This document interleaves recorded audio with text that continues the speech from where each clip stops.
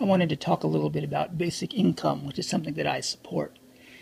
Universal basic income is a type of royalty that is paid to all citizens, or at least all adult citizens, and it's based on the money paid to the government by companies or individuals that use natural resources that belong to the public.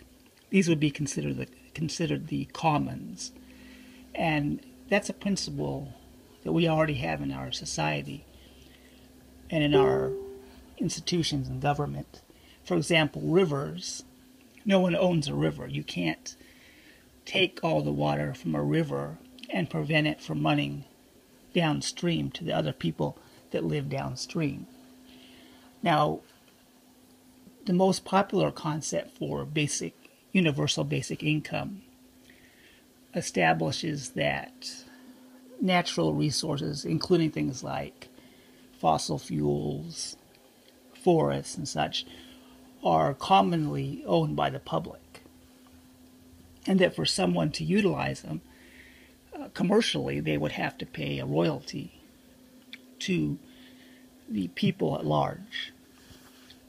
So universal income differs from welfare in that it's paid to everyone, regardless of means. It's not means tested. Everyone gets it, or at least every adult, and it's paid at the same amount, basically split to all citizens for, again, the use of the commons, the public natural resources.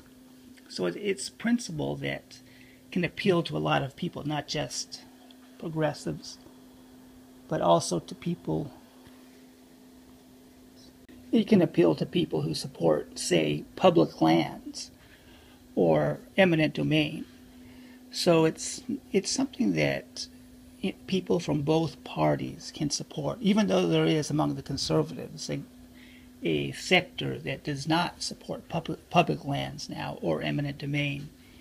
At one time, that was Republicans were among the leaders in developing the idea of protecting public lands. So even in today's political environment, universal basic income is something that stands a chance of getting support from both parties. Now, of course, it would cover things like welfare, since most ideas of basic income would set the amount around the amount paid for SSI.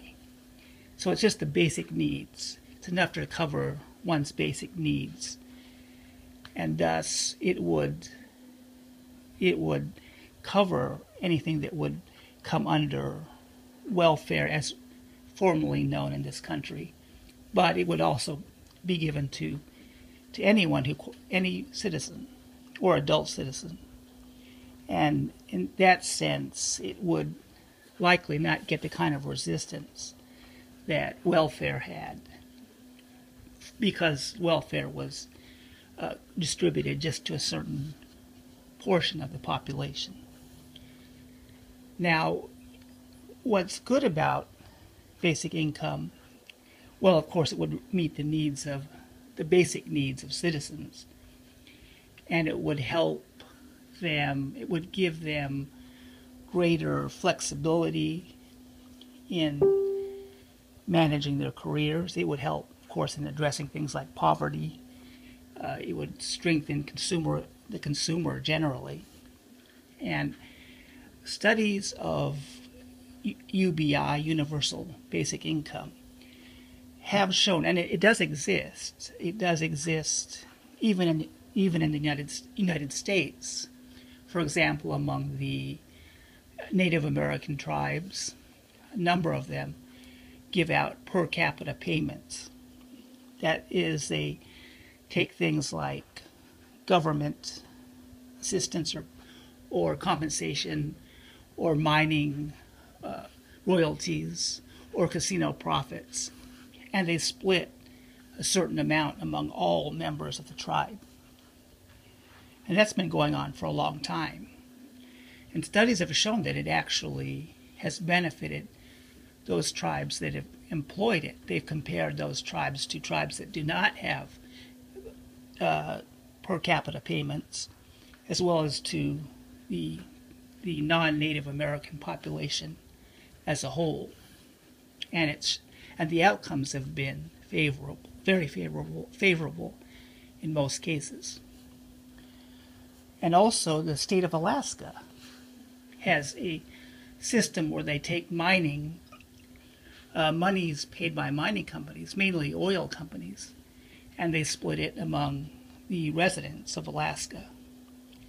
Again, the outcomes appear to be positive. There's no evidence that, for example, it increases unemployment, that it makes people lazy. In fact, it actually, in many ways, provides an incentive for people to better themselves. It gives them more options and makes them less desperate, which is generally a good thing.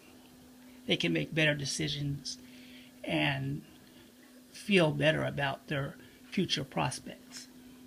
Now, with the coming gig economy and the changes, the shift of the old corporate model towards an economy of more independent contractors and the greater robotics, an inevitable move toward robotics, universal basic income provides a means of stabilizing our society and providing a way of managing one's livelihood in the face of a job market which is less secure than it was before, and thus providing more opportunities and giving people space and making them less desperate, giving them more options and more of a way of coming to reasonable decisions